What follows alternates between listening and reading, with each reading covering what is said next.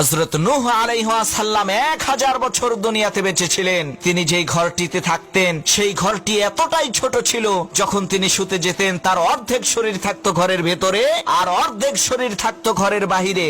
যখন মালাকুল মাউত ফেরেশতা হযরত নূহ আলাইহিস সালামের রূহ কবজ করতে আসলেন, তখন তিনি জিজ্ঞেস করলেন, হে আল্লাহর নবী নূহ, আপনি আপনার সারাটা জীবন এই জীর্ণ শীর্ণ ভাঙাচোরা ঝুপড়ি ঘরেই কাটিয়ে দিলেন।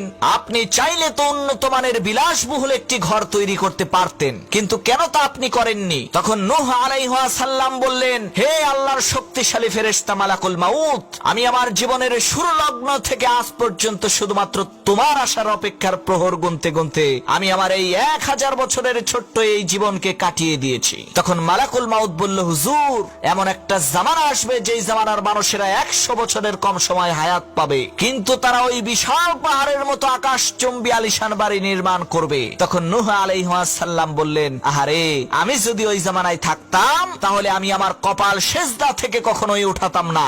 আমার জীবনের সবটুকু সময় আমি মহান রবের কুদরতি পায়ে সেজদা দিয়েই কাটিয়ে দিতাম।